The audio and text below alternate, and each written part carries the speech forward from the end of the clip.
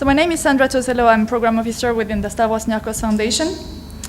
And today with me, 4 speakers from very different backgrounds and coming from different parts of our world will present their activity between food, housing, and employment solutions. So over the last year, the Stavros Niarchos Foundation has been highly involved in tackling the effect of this crisis, in Greece mainly, but also throughout Europe, throughout the world. Since the beginning of the economic crisis in 2008, the poverty risk has increased. And there's an increased number across Europe, a number of people who rely on charities for food and shelter. According to data from the European Commission, there's roughly 40 million Europeans who are suffering from severe material deprivation. It's a total of 116 million European Union citizens who are judged at risk of poverty or social exclusion. The profile of this at-risk population is pretty diverse. Young people, migrants, single parents with young kids are probably the most at risk of permanent poverty. In this context, and based on the various experience of our speakers, we'll try to figure out what kind of approaches, what kind of solutions can be developed to address food insecurity, to provide housing solutions to the most vulnerables, and to create job opportunities in these difficult economic times. So let me introduce our speakers. Rosanne Haggerty is President of and CEO of Community Solutions in New York. Xenia Papastavrou is co-founder of the Greek NGOs Boroume. Freek Spinnewijn is Director of the FEANTSA, European Federation of National Organizations working with homeless people. And Christos Zouras is co-founder of Organization Earth, a Greek NGO. So Rosanne, if you want to share your experience mainly in the field of housing in the US, I'll leave you the floor. Thank you. I'm very pleased to be here and very grateful to the Foundation, which has been a generous supporter of our work in the United States. I'll be speaking, and very pleased, in fact, that we have all 3 issues on the agenda here, be speaking about the fact that these issues of poverty are a complex problem, and I think we're at a point where we need to move beyond single approaches that just deal with housing or food or health or employment, and recognize that we need much more integrated ways of thinking about the challenges faced by vulnerable people and populations. And organizationally, we've moved, as I'll lead you through the story, from being focused on single programs to really looking at system-level solutions that combine the resources, efforts, information, and passions of not just government and the not-for-profit sector or philanthropy, but we have more and more realized that we need to add citizens themselves to the mix, and to move from what early in our work was more of a traditional public-private partnership model with not-for-profit and government and some investment from the private sector, to now one that is very much about a whole-of-society approach. Early on in our organization's work on homelessness, at that point just in New York City, our focus was on acquiring rundown, abandoned properties like this. It's now a beautiful, restored hotel. At the time, it was an abandoned building and was empty for 8 years. And we were able to create about 3,000 affordable apartments in and around New York City by taking these neglected properties and repurposing them into small, affordable apartments that would serve individuals coming from homelessness and also lower income workers. Now, a tremendously needed intervention in homelessness, very smart, cost effective, solves the problem for good when you get people out of shelters and into a stable place where they can pay toward their own support. These buildings would also connect health and mental health and employment services. But while we were building over the course of 20 years, 3,000 apartments, homelessness in the United States was rising up to about 650,000 people at any given time. And so we continually and increasingly asked ourselves the question, Are we in the business of building and operating good programs, or are we in the business of trying to solve this problem? Because the way we were going about it was not going to get us to a meaningful scale. So even though we had these very successful programs, we took a leap and actually created a new organization that wrestles with the complexity of this issue, which is, how do you prevent homelessness in the first place? How do you take everything we know about the data on who's likely to become homeless, where does it happen, where are the intervention points, and how do you move people quickly out of homelessness and do it at a very large scale by employing a different strategy? And so the approach that our organization takes now, and we've become a national organization and in fact have begun working internationally, is to actually organize collective action. As we were hearing in the plenary session, I think in all sorts of places around the world and all sorts of fields, there's this emerging understanding that we need to find ways to collaborate effectively, that's actually where the solutions to the problems our nations and our world face happens. And so we've been concentrating on what are the mechanisms that enable groups across government, not-for-profits, philanthropy, and citizens working locally to actually get important projects done and solved. In our case, getting poor people out of homelessness and keeping them from becoming homeless in the first place. And these are three key elements of our work to actually set a time-bound, big, measurable, and collective goal, and then to create a platform that allows the whole community to collaborate in reaching that goal, and then to take ideas from any sector that we know can help initiate action, and then work on process improvement using data and essentially tools from process improvement techniques.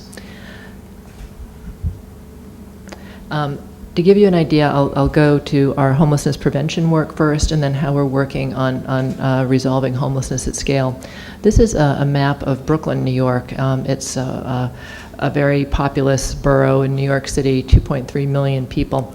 Those bright red sections of the map highlight the areas when we mapped prison admissions, family homelessness, child welfare involvement. What we found, and this is true of, frankly and sadly, every city in the United States, there are certain neighborhoods where all of these problems of poverty and social exclusion actually are clustered. And so when we started looking at preventive strategies for homelessness, we started in that area of the brightest red clusters. And what we found is it's a neighborhood in the United States we call public housing, and in Europe I think social housing. But over the course of 50 years, we have concentrated many of our poorest individuals and families with the worst unemployment and educational outcomes in neighborhoods that are very cut off from the rest of the city, very deeply crime-ridden. And so what we have been focusing on there is essentially creating a collective network of organizations. We have now 30 government agencies, not-for-profits, philanthropy, and citizen organizations working together to turn this neighborhood around. And the measurable goal that we are working toward is by the end of 2016 to get 10,000 additional residents of this neighborhood of about 90,000 into work or higher education. And the New Yorkos Foundation has been a pivotal partner here in helping us identify and create a special pathway for the most vulnerable families, those who are engaged in many different crisis services. We're also working on a physical intervention in the neighborhood. Here, the public housing blocks, with various agencies, we're working on a plan to build 1,000 new units of affordable housing, improved retail services, and schools. And to actually, as part of our job creation plan, retrofit and improve the energy efficiency and quality of these public housing buildings as in part a job creation project for the many unemployed people living in the community. We're taking as our inspiration projects that have been developed in Europe, for instance this one in Paris that has been reported widely on in the United States, and so we are looking all over the world to ideas in terms of ways to create jobs and to improve energy performance. But then I also wanted to share how we are scaling up and providing increased access to housing across the United States. What we did was we took what we had figured out in terms of a system for connecting long-term homeless people to housing. We realized that training communities to work on identifying people who've been homeless the longest, prioritizing people based on their health vulnerabilities, actually getting the whole community together, from the mayor's office to the housing authorities, the landlords, the health officials, the NGOs, and systematically clearing the path to housing and just assembling all of the housing resources in a community and actually matching them in a very crisp, predictable way could transform the way we were thinking about how you create access to housing. We're now working in over 200 communities with a goal of housing 100,000 of the most vulnerable long-term homeless people in the United States by July of next year, and we're actually on course. And we've really, frankly, broken this whole process down into a series of steps that can lead to frankly, a better housing system. One of the critical dimensions of this is it's very localized, and we've now mobilized over 10,000 volunteers around the country to actually participate in surveying the individuals who are homeless, finding housing, and helping groups locally to work together as really seamless teams in local communities to get people housed and help them stay housed. And what has been so motivating is that with so many citizens actually involved in this process, most behavioral psychologists will say if you can kind of personalize and shrink the problem and make it easy for people to identify with those who are in a situation of struggle, there's a much greater buy-in to performing really much more collaboratively and as participatory citizens. And the fact that we have community volunteers out interviewing individuals like this gentleman in Los Angeles who'd been homeless for 17 years, helping him get into housing, and seeing that his life is transformed to a point where you see just the power of housing and stable sources of food and chance to have regular health care. This has been amazingly motivating throughout the United States. And so just last week, here's the state of Utah pushed the campaign over the 55,000 person housed mark. And I'll just close by saying this powerful collaborative model has improved access to housing for some of the most socially excluded people in the United States. And we see that it's actually very transferable because it's about enabling collaboration. It's not about a particular program or a particular set of resources. And that with the exception of some new resources for veterans who had become homeless after their war service, all of these communities are getting all of these people housed at just profoundly impressive rates without any new resources, just by using what they have in a better coordinated, smarter, more targeted way. Thank you very much, Rosanne. For those who have questions, please keep them in mind. We'll go through all the presentation and then we'll open a more interactive part of the session. Now, Freek, the floor is yours for a presentation on the current situation of homelessness in Europe. Okay. Thank you. There I go. No. Thank you very much for the invitation. First of all, I'll try to say a few words in a very limited time space about homelessness in Europe and some emerging approach to address it more effectively than we have been doing in the last few decades. Maybe first a few words about the homeless population and the sort of trends that we see across Europe. I mean, I'm talking about almost 30 countries, so inevitably it's a simplification of what is happening. What is interesting is that according to the European Union, there is around 4 million people that experience homelessness at least one day during the time span of a year. So it means that there is at least one day in a homeless hostel, in a homeless service or on the street. We think that there is, Rosanne said, there's 600,000 homeless people in the US. At any given time. At any given time. About 1.5 million over a year. In Europe, it would probably be less than 500,000 people at any given time that are actually homeless. I mean, the difference is because people move in and out of homeless hostels quite frequently. What we see in Europe, in all countries except Scotland, actually, is an increase in homelessness over the last couple of years. Sometimes the increase is relatively slow, but there is some countries where the increase is quite dramatic, and these countries would include countries like Greece, but not only Greece. For instance, also England sees increases that go above 10% annually, which is a massive increase and which sometimes goes beyond the capacity of the local authorities to deal with. Something we see across Europe as well is an increase in youth homelessness. Even in the countries where homelessness goes up slightly, the increase in youth homelessness is much more pronounced. Also in strong welfare states. It's quite interesting to see that even in Scandinavian countries, take a country like Denmark, for instance, which is known, I mean, it's a small country, rich country, very developed social protection system, quite a long tradition of effective homeless intervention. Even in such a country, you see increases over the last 4 or 5 years of up to 100% in the number of young people experiencing homelessness. I'll come back to that in a minute. And then, of course, there is the difference between chronic and transitional homeless, the people that are stuck in the homeless system, that stay there for at least a year and sometimes many years, and the people that just pass through the system and then find a solution and never come back.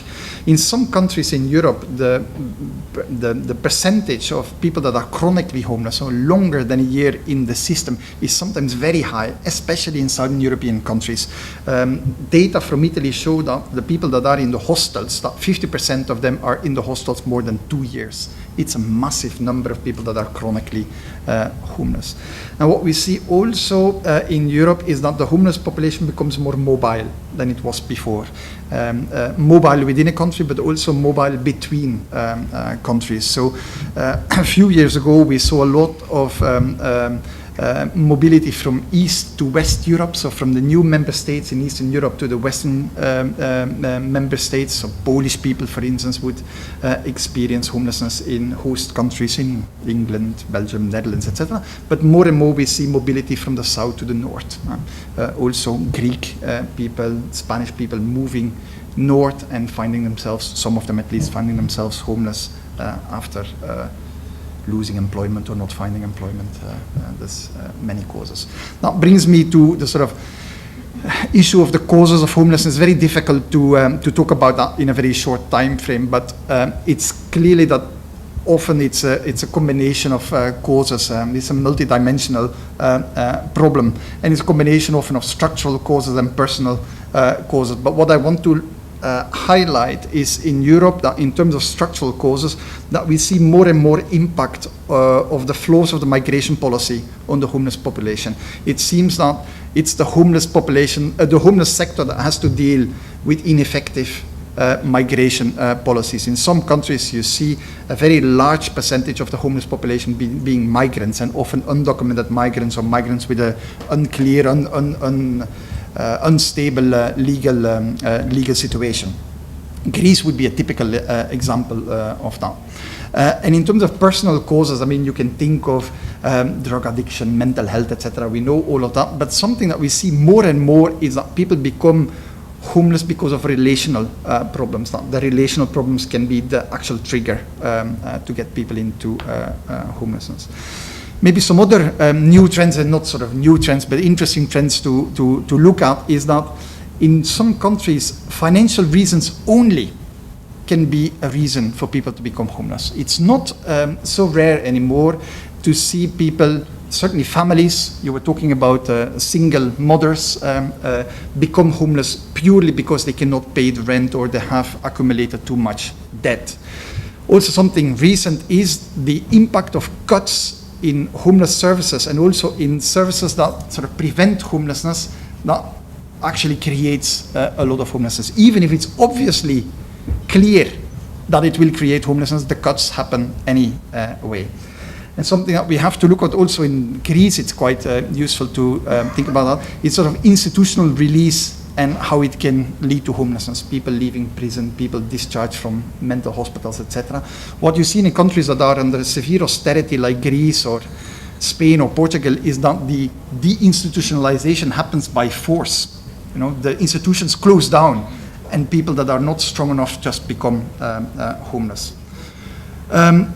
In terms of homeless policies, and that's the last slide before I come to the possible solution, we see across Europe more and more decentralization of the responsibilities to the local level. And sometimes the responsibility is decentralized without the resources being decentralized. And that means that local authorities are sometimes faced with an unsurmountable problem. And it's a problem that goes beyond the capacities they have to resolve it. Not only capacity in terms of resources, but also in terms of expertise. What we see in Europe as well is that in the big majority of countries, the focus is on emergency hostel provision. Night shelters, short stay shelters, and some kind of rehabilitation through that shelter system. And in quite a number of countries, the shelter system has become very, very, very large because there is almost no outflow out of the shelter system into permanent solutions. So what we see is that we're managing homelessness, sometimes quite well, but not ending it. There's very few countries where there is a strategic approach to homelessness, where we combine prevention, integration, emergency responses, etc., together. Funding cuts I talked about, and also the role of NGOs is important also because we're talking about philanthropy here, etc. I mean, in almost all countries in Europe, the services provided to homeless people are almost entirely NGO-led. Mostly state-funded, but also funded by foundations and other philanthropists. I want to say 2 words about the young people and some trends, which maybe also might apply to migrants. I mean, you were talking about the focus of, and I saw from the website of the foundation that there is quite a bit of focus on young people and children.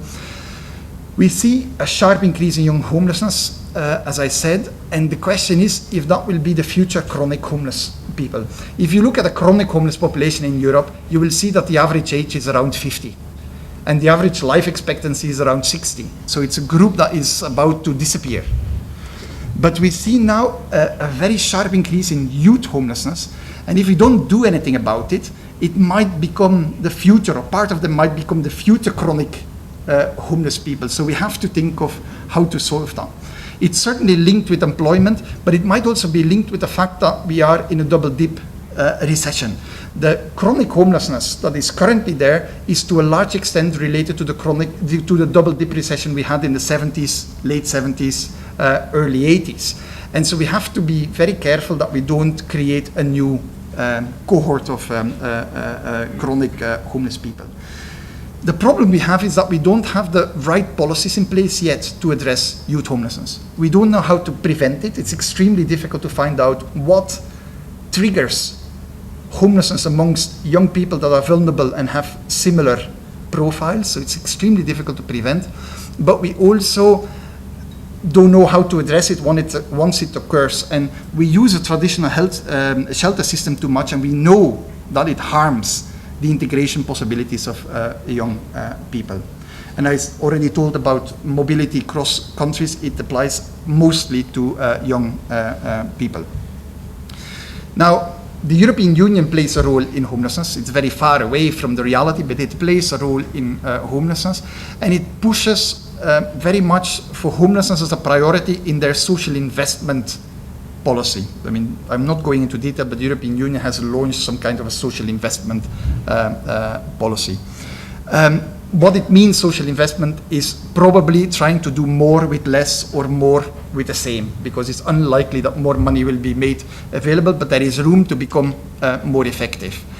Now, that leads me to an interesting new approach that has come from the US.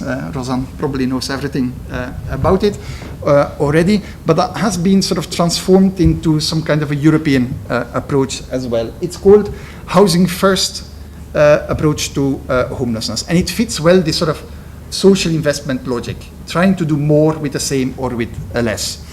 What it is, the basics very quickly, it's an alternative to the staircase model which is very present in Europe, which is the idea that homeless people have to move to all kinds of temporary living situations, hostels, night shelters, etc. While they're in these temporary living situations, they have to treat their social problems, psychological problems, financial problems, and by the time that these are solved, then they can move to housing. And the housing is some kind of like a present at the end of your integration process. Now, Housing First puts that totally upside down. And you say we take even the most vulnerable people and we provide them immediately with stable housing, forever, if necessary. And we provide the support and adapt the support to their changing needs. So the key principles there is that you separate housing and support. So people are guaranteed the housing and the support is not a requirement. So if you don't want to get rid of your drug addiction, you can still get the housing. The housing is unconditional. It means that as long as you live up to a normal rental contract, you pay the rent, etc., you can stay in the housing. It's very much a harm reduction approach, where you put the people into housing, you try to reduce the harm that is done by some of their addictions and other problems. And it is also linked to quite intensive kinds of support. I'm not going into detail, but assertive community treatment, intensive case management, etc. What is interesting is that it's targeted at the most excluded amongst the homeless. People with a long history of rough sleeping behind them, and often a combination of addiction and mental health problems. Some of the people you see more and more in the center of Athens as well. Now, what is the results? Because it has been quite well researched, and I think it's useful to look at the results. First of all, and I put it very simple, no, but it works. In terms of housing stability, people that have been taken from the street, by way of speaking, and put into housing, a year after that happened, there's 80 to 95% are still in housing. And in some countries in Europe, it's really 95% of the people, very vulnerable people, that are still in the housing. But also the quality of life of the people goes up drastically. The subjective quality of life, how they feel, but also the objective quality of life. Also in the area of addiction, which we didn't think, because addiction is very difficult to treat if people have the key to their own door. Apart from that, it's cost effective. I mean, in Europe, there's few data, but I'm using the data that are available. Providing the housing with all the support forever is at least not more expensive than trying to process the people through the shelter system. And in some cases, it can provide a saving of 15,000 euro per person per year. So it's a potential massive saving. Where does the saving come from? It comes mostly from the health and the justice sector. Because people that are homeless in the shelter system, they go into shelters, in and out of shelters, and if they're out of shelters, they often use very expensive public services, like prison, hospital care, emergency psychiatric care, etc. So in Europe, it has been transformed into a policy, an actual policy in countries like Finland and Denmark. Small countries, rich countries, they can afford to have this kind of approach. But there is experiments, and sometimes very large experiments, in the countries that are mentioned here on the slide, including quite a number of Southern European countries like Portugal, Italy, etc. Greece, I'm not aware of any Housing First test sites. It might be to do with the fact that sometimes it's perceived as the approach of the affluent societies. If you have a lot of money going into the shelter sector and a very well developed hospital sector, etc., then of course moving people out of the shelter sector into housing, it saves a lot of money on the society. If you provide nothing for these people, doing Housing First will always be more expensive. But if you use more community integration, volunteering, etc., it can also be cost effective in the Mediterranean world. There is funding available at EU level for these kind of things, but I'm not going to provide you any detail about that. The problem for us is how do you scale it up? Because it's really at the experimental stage in Europe. First of all, we need to make people aware that it works. And we have to further build the evidence, because it's extremely difficult to convince people about the evidence. We have to think of the transition from one system to another system, because the urgency will always remain. You always will need beds for people that are suddenly homeless. But making the change from one system to another will require time and funding. Because you cannot sort of say, well, we cut beds in the emergencies shelters and we use that funding to provide money for housing first. You will have to allow both systems to, at least for some time, work at the same time. I'm not going into detail, but social impact bonds are a probably interesting way to fund that kind of transition period. And that's useful for foundations because they can invest in it, have low returns, but at least have the return of their investment. And the last thing that you have to overcome in terms of scaling up is the resistance from the shelter sector, of course, because they lose their clientele. So you will have to help the shelter system to transform and take on a new role. So that's what I tried to say, probably over on the time, but I hope it was still understandable. Thank you, Freek, for your enthusiasm, and very pleased to see that best practices are making their way throughout the world. Last year, for those who attended the first conference, Steinberg was here and presented these housing first solution that worked in the US. I'm very pleased to see that not only do these solutions make their way throughout the world, but they also work. So that's very encouraging. Talking about success stories, I'm going to leave the floor to Xenia, who is going to talk about the genesis of the Boroume adventure. Sorry. Ha. Okay. You guys want to switch seats? Okay, that's all right. I'll try to stand up straight, but this okay. Well, nearly there. Okay. Do you want to see this? Good afternoon, everyone. A big thank you to the Stavros Niarchos Foundation for supporting us from day one and for inviting us here today. It's a real privilege to be here and we're delighted. I'd like to talk to you today about Boroume. Boroume in Greek means we can. It's a very recent NGO compared to other NGOs that we have here today. The reason why I started trying to start an organization, a voluntary initiative, was because in Greece there's a great food waste problem. It's something that one can easily understand by going around restaurants, hotels, shops, corner shops, supermarkets in Greece. There's a great food waste problem.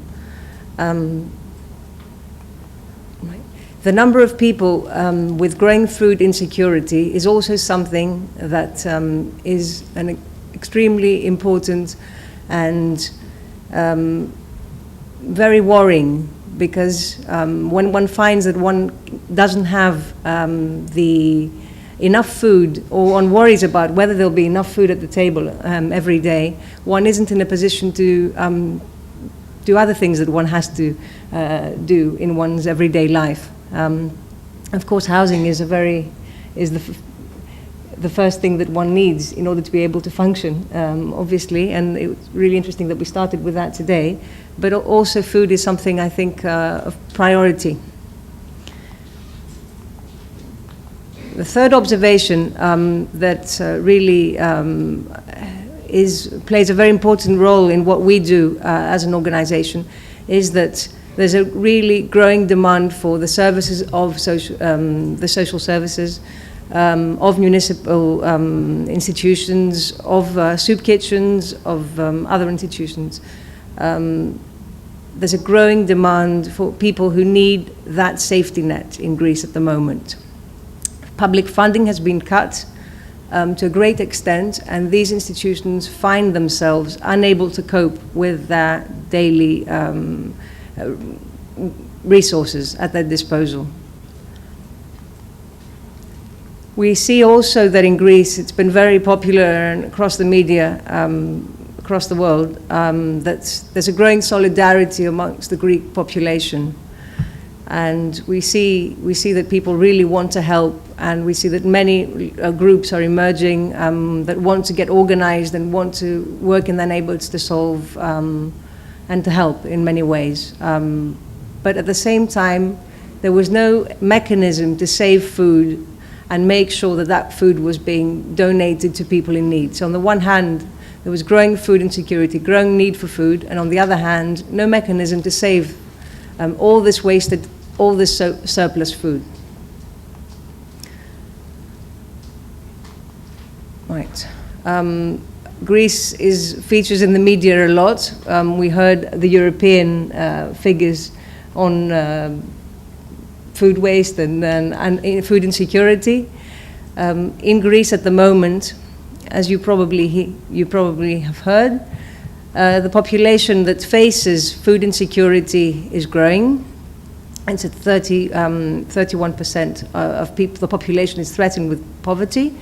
The unemployment rate has risen greatly. It was in 2008. It was much lower, the latest figure.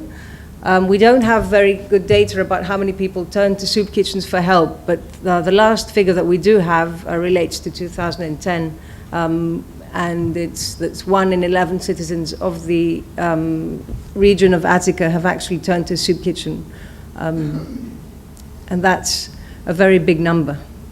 67% of children in the poorest areas are threatened with food insecurity. So in this context of this really difficult situation, we saw and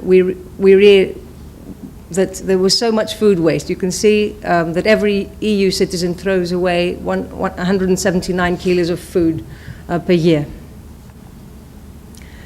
In Greece, at the moment, a lot of work is being done to actually collect data about food waste, and we're very happy that we're also, as an organization, participating with Haggerty University in this. So what we did was start an organization whose main goal was to connect food donations with beneficiaries across Greece. We're an NGO. We're funded by the Stavros Niarchos Foundation and by private donors, and we were established very recently in January of 2012. We have 3 founding members and volunteers who come to our office, which we don't call an office, we call it a home, and they help us on a weekly basis, and we've received many volunteer applications across the country. What we do is that we work as a communication hub for anybody who wants to donate food but who doesn't know which people in their neighborhood can benefit from that food. And also we help all institutions who need food but who don't know who can help them. So we're actually in the middle of this difficult situation, but we're facilitating people who want to help and who want to donate food and who don't otherwise, rather I should say, they would want to help, but they've never been given the opportunity to actually offer food. We cooperate, we work very closely with many of the largest Greek food suppliers, and this is really important because of the growing demand for food. So in order to be able to provide enough food to institutions, we have to work with the greatest Greek food suppliers. We have a network of nearly 700 welfare institutions, soup kitchens, and municipal social services on our website. We have a database of all of these, and on a daily basis, we record their needs so that we can help them and give them food whenever a donation becomes available. This is extremely important for us that this information is available on our website. On a daily basis, what we do is we think of ourselves as creating bridges between the two sides. So we bring people into contact. We bring donors of food into contact with recipients. And this is extremely satisfying for us. On a weekly basis, even the number is even larger, I think, by our latest calculation. This says 5,000 portions of food per week. We've actually managed to be helping by providing 1,000 meals per week per day, sorry. The number is, I don't know, it's astonishing. Every time I say it, so we're very happy that through our network 1,000 meals of fresh food mainly is being donated.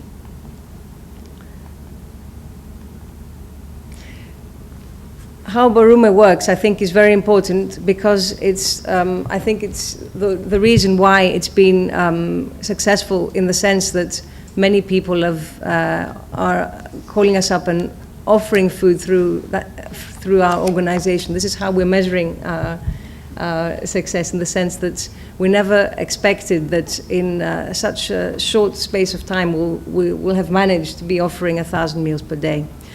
Our model is extremely simple, so simple that we don't think it's sometimes anything very sophisticated that we should be talking about.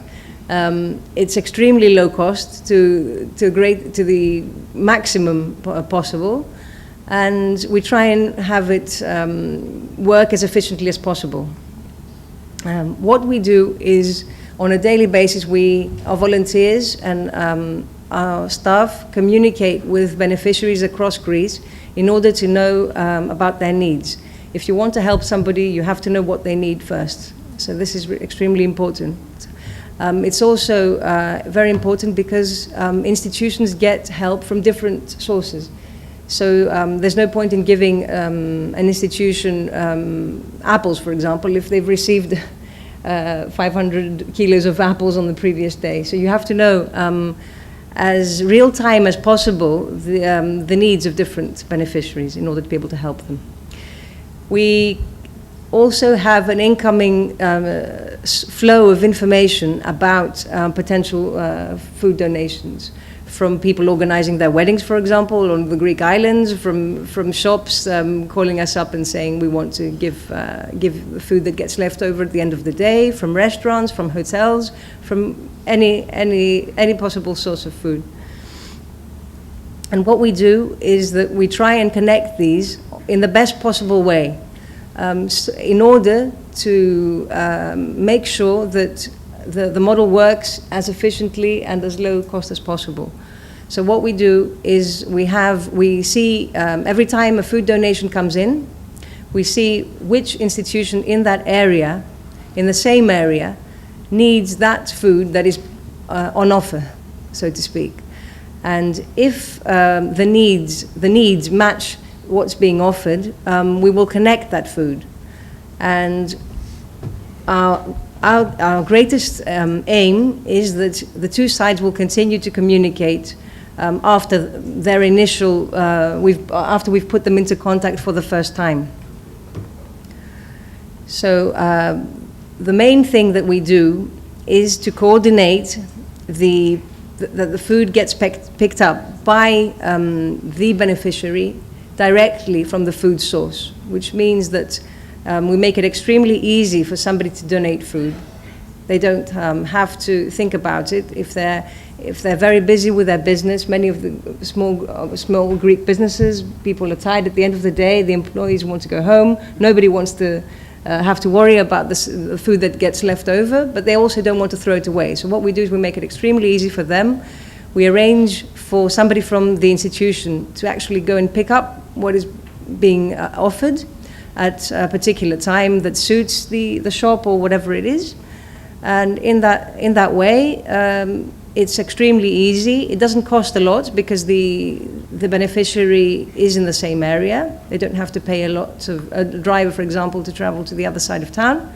And it's extremely quick because we're also pressed for time and very often it's at night. And also food has to be, it's fresh food, so it has to be offered very quickly.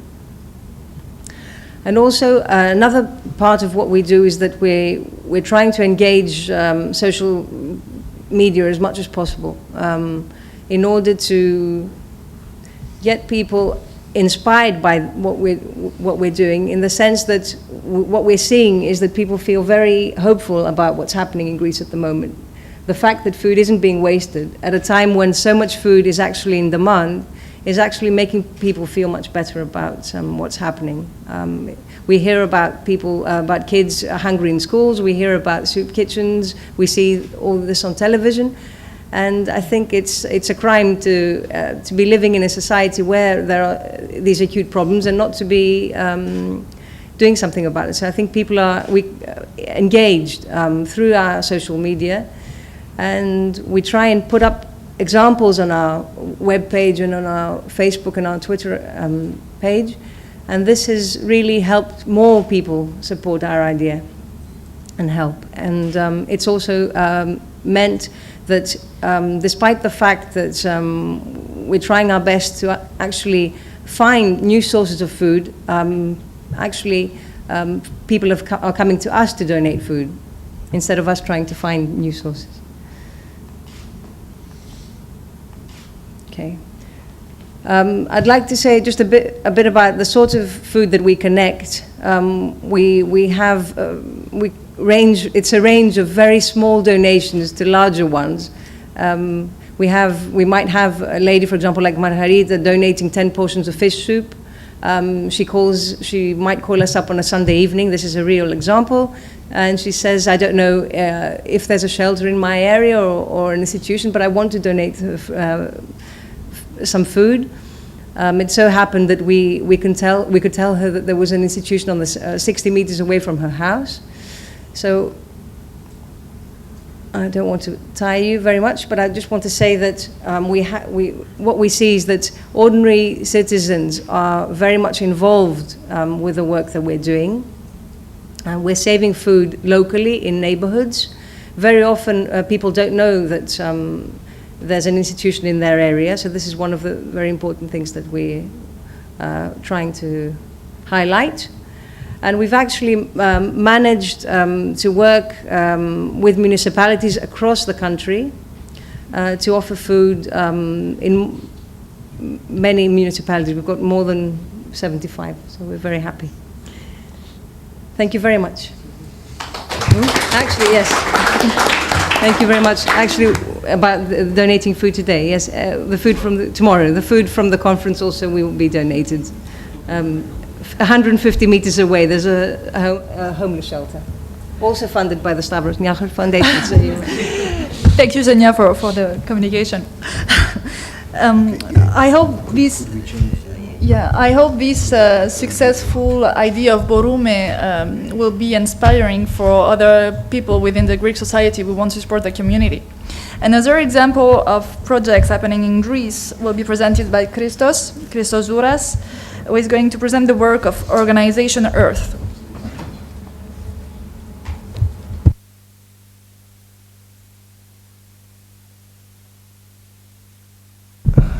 Hello, I'm Christos Zouras and I'm representing Organization Earth. My speech of today will be about agriculture as a lever of employment and quality of life. I will start with some words about my organization. Organization Earth is an NGO set up to raise questions and provide answers to modern concerns about the relationship between society and the environment. Our aim is to promote sustainable development. We believe that environmental problems have social roots and both are linked to the economy.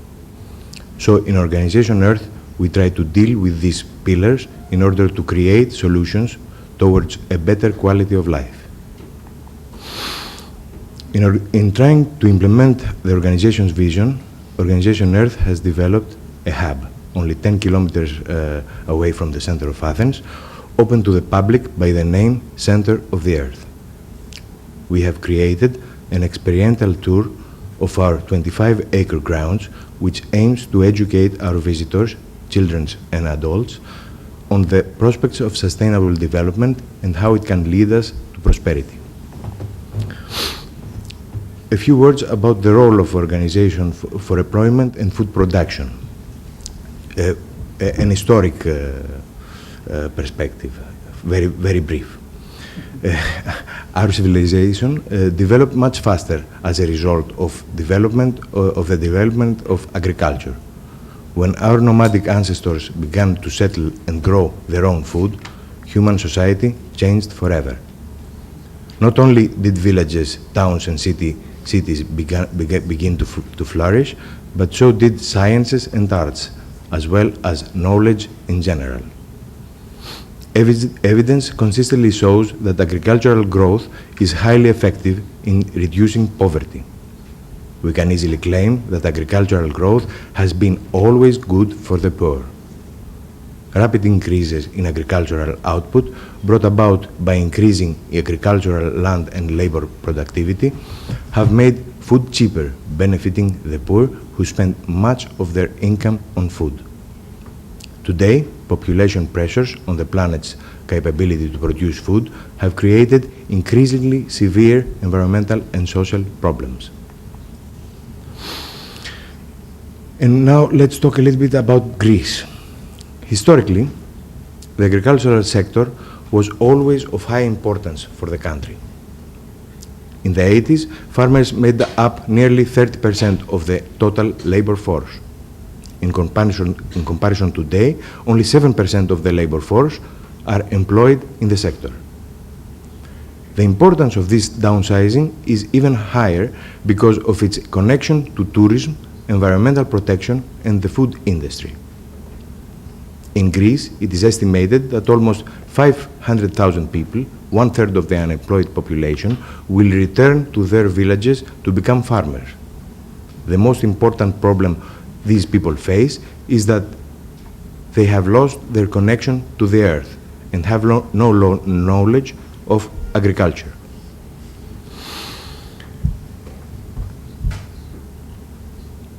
The agricultural sector in Greece has the capacity to absorb more than 500,000 people of the total unemployed and create even further development of small agricultural industries as well as processing and related services. The average profile of new farmers, ex-urbanites, are much more educated than traditional farmers. This new mix will cause a positive effect and will bring an added value to the entire agricultural sector. The growth of an agricultural population sharing a similar agro-philosophy and the creation of newly formed agro-societies and farming systems can bring significant benefits both to the economy and the social cohesion of rural areas. The substitution of chemicals in inputs in organic agriculture generally results in higher demand for labor in comparison to the conventional agriculture. Focusing on organic farming will create a rise in environmental awareness to farmers, which will contribute to higher product quality and better positioning of Greek agricultural products for domestic and foreign markets. The Greek climate can support high agricultural productivity rates.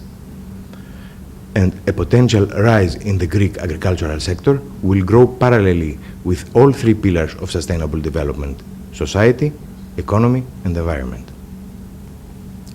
But there are some barriers as well. The most important of all is that besides university-level education, there are almost no other educational agricultural institutions for people who decide to get involved in farming. There is still a limited access to agricultural land for new farmers. It is relatively difficult to have access to seed capital and bank loans. There is a lack of an effective frame for support services for all farmers. And bureaucratic procedures are always a barrier to entry. So, at Organization Earth, we decided to design an educational agricultural program that addresses those needs. The program, Introduction to Agriculture, supported by Stavros Niarchos Foundation, is targeted to unemployed citizens that have a strong will to become farmers, to people who want to learn how to cultivate the land, produce food, and improve their quality of life. The program consists of 5 two-month cycles of 16 hours per week, and each cycle has 100 beneficiaries consisting of a total of 500 per year. Because there is a greater need for field practice agricultural education, the structure of our curriculum is focused by 2/3 in outdoor field training. For example, tillage, seeding, irrigation, planting, cultivation techniques, etc. The rest one-third is theory that comes supplementary to practice. For example, workload prioritization, promotion, psychological aspects of rural lifestyle, legal framework. Finally, our training is on organic agriculture. Greece has a greater potential for growth in organic farming because it represents only 2% of the total agricultural production, while the average organic farming in the EU 15 is about 10%, which means that there is still space for development and especially a sustainable one. We believe that societies have the ability to change faster than individuals. So we all work to make this belief become true. Thank you very much.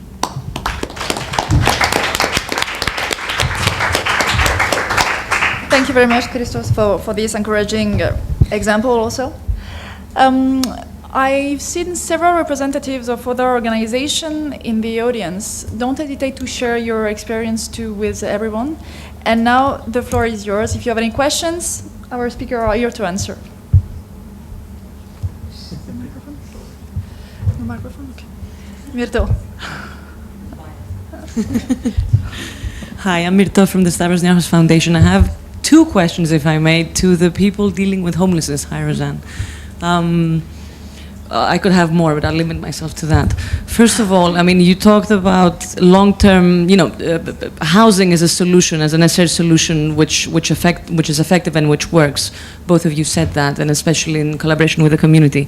How does that fare, and how does that compare with solutions that are more short-term, but that cater for more people, like overnight shelters, for example? Perhaps both are needed, but obviously, if you provide for more temporary shelter, you can cater for more people. Whereas the more long-term solutions, because of the funding needed, limits itself in terms of the population served. That's one, and the other relates to the reasons that have led to the people being homeless, and we have that a lot in Greece. You have different reasons that lead people to end up on the street, and how much does this affect the solution provided, besides housing and providing shelter, which is common to all of them? How does that, the reason that have led to their homelessness, be it immigration, be it a financial crisis, be it a mental health problem, so many reasons. How much of a tailor-made solution is needed in this case? Thank you. I'll share the U.S. story, which I know from other work we've done is also very true in Australia and in Canada, but Freek would be better able to say what's generalizable to Europe. Just a few principles, I think, Milta. There's no one-size-fits-all. That there are certain individuals in the United States, it's fewer than 15% of those who become homeless would become chronically homeless, remain stuck in this condition. The vast majority are individuals who simply, for whatever reason, are without an affordable place to live. And so I think principle number one is there are different things going on, and with each individual and family, you need to figure out very quickly, is this someone who's trapped in this state for a long period of time, or is this an emergency? And there are different responses given what's going on there. And then second principle is people do better in housing, and we should do everything possible to get people reattached to a stable place to live as quickly as possible. And again, that's not going to be the same answer for everyone. And some people, it's about how do we reconnect you with a family resource. If Freek was describing, people have gone to different parts of Europe seeking work and it didn't work out. And in that case, is it as much as just making contact with a family member and helping someone to get home versus someone who's just been released from an institution and has no social network and is going to need a much more comprehensive solution. One of the things that has kept us trapped for a long time in the United States, feeling that this is an unsolvable problem, is that we did not really strategically look at the specific individuals of individuals and families. We just treated it as one big problem and opened shelters where for many people they needed much more assertive help in finding a housing solution. One thing that we have been seeing now in the States through the 100,000 Homes campaign is that a lot of the government agencies and a lot of the not-for-profits who historically thought that the problem was we need more housing actually are realizing we need better organized systems, because local communities have no idea, like, where's there an empty apartment? Like, where's there a resource that could be helpful to a person in crisis? It was all scattered in 50 different places, and if you organize it, you create more options for everyone. And one of the ones that we've been really pioneering with the help of the foundation is how do you actually follow the data to where are the places that people are becoming homeless most frequently? And how do you stop the production of homelessness there by coordinating the assistance that's available in their home communities? I agree, of course. But there is a lot of differences, and people need different support needs, but it's like Rosanne said, what they all need is some stable place to live. So I think that can be an entry point, and you can adapt your help, your support much easier to the person's need when they are somewhere stably housed. I think that's the main argument. The thing about shelter and housing, I think you have to be very careful to oppose both of them. In France, they tried to introduce housing first as an alternative to the shelter system from the start when it was launched, and it doesn't work if you oppose both, because you will always need a shelter. But what I tried to say in the speech that was probably too quick is that if you don't make sure that people move out of the shelter system, you will find out that it becomes more expensive than actually housing the people. And France, again, is a very, very interesting example, because the focus was so much on the shelter system. And you have to give the people and the people that work in the sector the illusion that you move people on to something else. You diversify your shelter sector from night shelters to short stay to halfway houses to training houses. I mean, you have plenty of things. And so you get a very, very diverse sector, but people move in the sector, have the illusion that they progress, but actually they stuck in the sector. And after a while, it becomes so big and so expensive that the government says, yes, but this is something we cannot continue. It becomes unaffordable. In France, the shelter sector costs the state 2 billion euro per year. It's a massive amount of money. And so then they say, no, this has to stop. We have to move people into housing much more quickly. And sometimes I think the problem is that in countries where the shelter system is not as diversified and as developed, like in Greece, for instance, that it's almost inevitable that you will have to go through this phase where you will increase the number of beds in shelter until somebody says, well, this is unsustainable, we have to change the system. It's extremely difficult to make policymakers and even service providers aware of the possibility to provide a sort of housing first logic from the start without first having an ineffective and very expensive shelter system. I hope that it answered your question. Yes. Thank you, Freek. There was another question here, another here. Thank you. My name is Valia Frangu. I'm with the team at Charitable Foundation. This question is about housing as well. I'm interested in hearing how do you approach homelessness among the elderly, and how can the housing first model work? Because in this age group, the 50,000 per person per year is much higher, so the cost effectiveness is switched around. So I'm interested in knowing some examples of your experience, please. Thank you. That's a very good question, because this issue has really crept up on us in the United States, and no one had the data organized in one place to show that about 9% of the long-term homeless in the United States now, and it's sort of a constant all over the country, are over the age of 60. And what's additionally shameful about that is there are many senior housing resources that are available that these individuals could qualify for. But I think it sort of echoes what Freek was saying. We've had this very segregated way of looking at this issue, that once you become homeless, you're a homeless person. You're not an elderly person, you're not a person who's a veteran, you're not a young person, you're a homeless person. And so communities are like, oh, yeah, we have only so many resources for the homeless, that they forgot about the other parts of that person's identity, and that they could actually qualify for housing for older adults. And so we're seeing more recognition with better data that communities actually have tools tools that they can use to more quickly get older adults back into housing.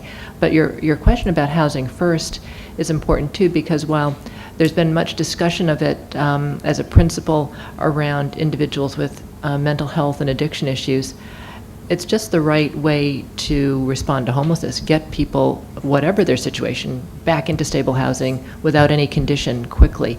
And your point about the cost of allowing older adults who may be in specialized shelters or healthcare-oriented facilities at great cost and personal suffering, I think this is an issue we should all agree on. Like, get older adults into housing where they have social supports connected to them there. Everyone's happier. Everyone lives longer. We spend less as communities and as governments.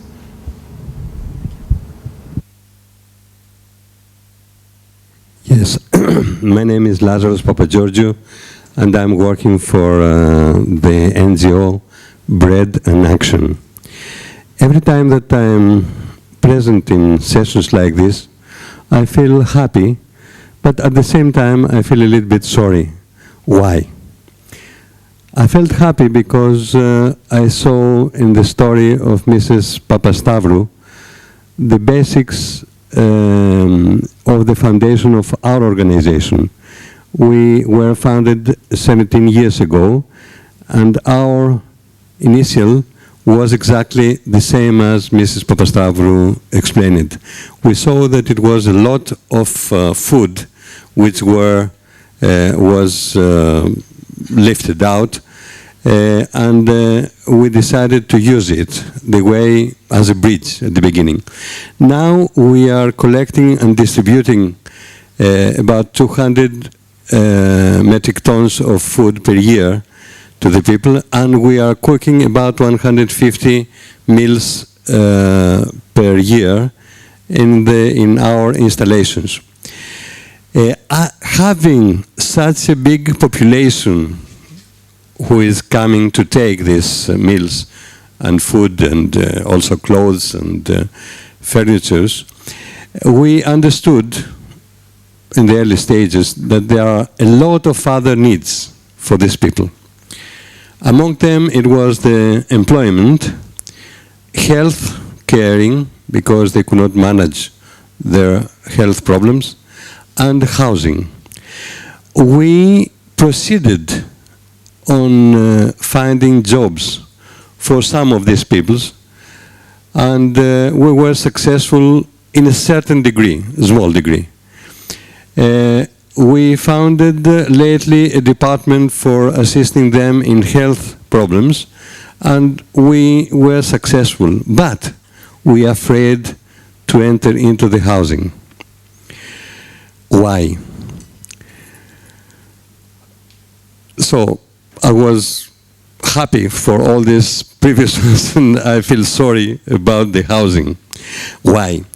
Because the housing is a very long-term decision and approach and operation.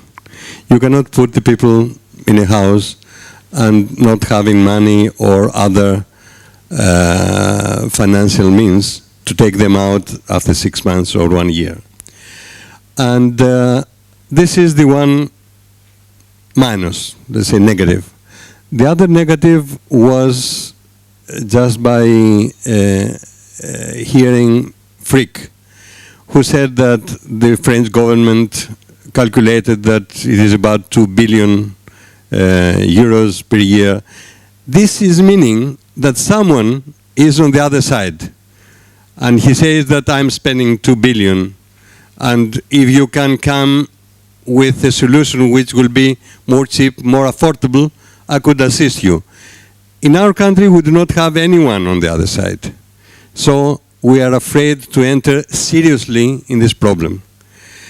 That's why all the associations that I know, they are proceeding in solving housing, the housing problem for the homeless, but they are solving it on a short term, 6 months, 1 year.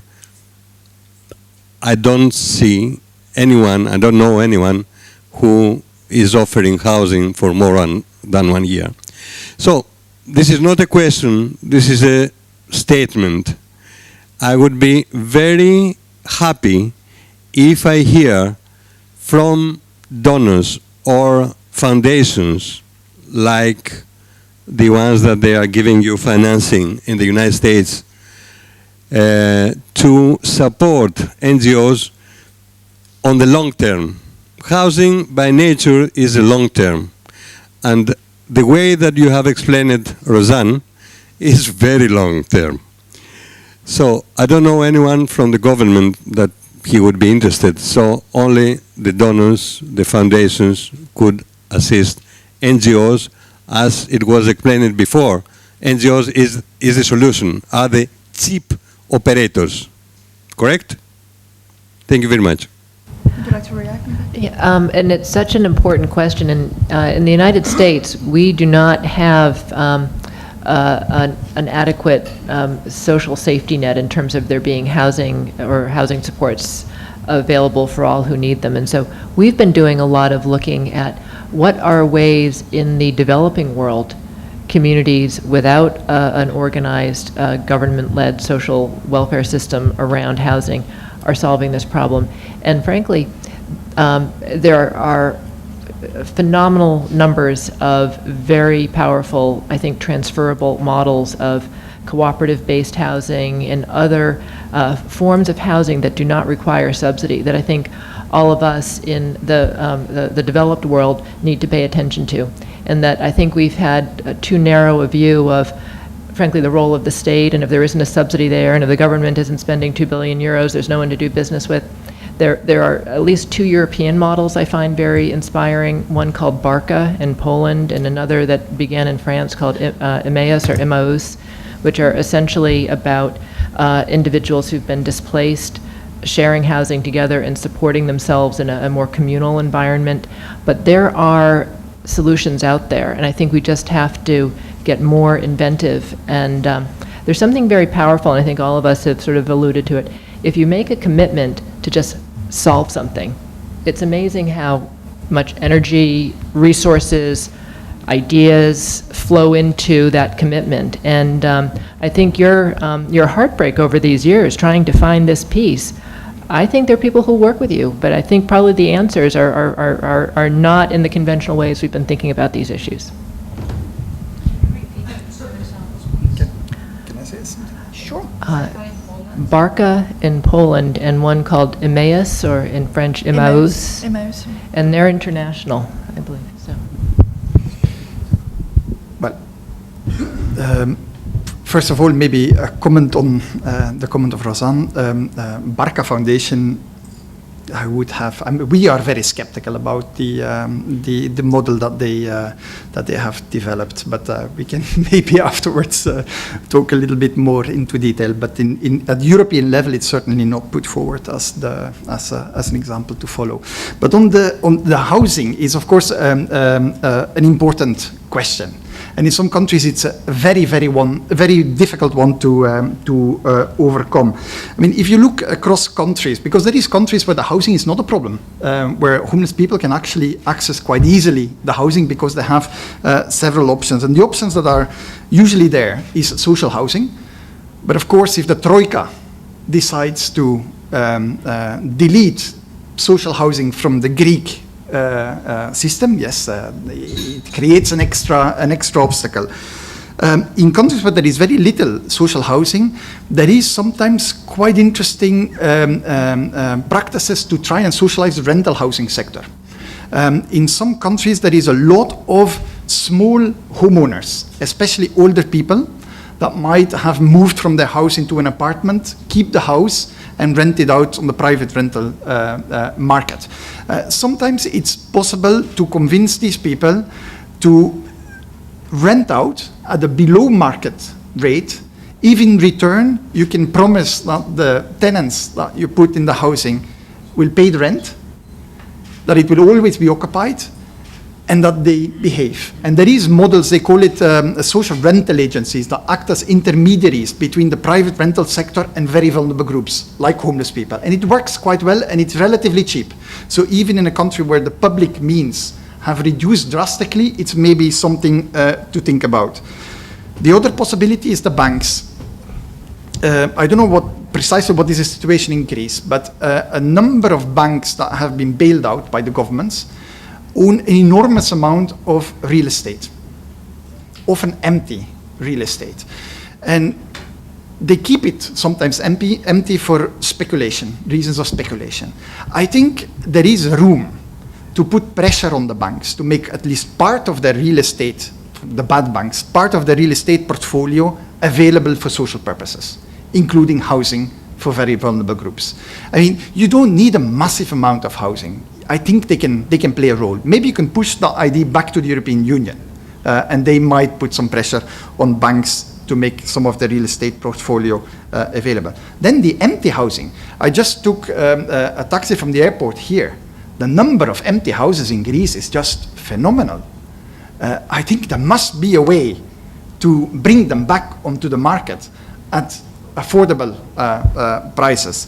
And then there is the construction, of course, and there you maybe need help from foundations and other private funders. But there is examples in countries where it was very difficult for homeless people to access the housing market, like in Finland, for instance, and there they just started a new social housing company just for homeless people, and they started buying apartments in the normal housing stock.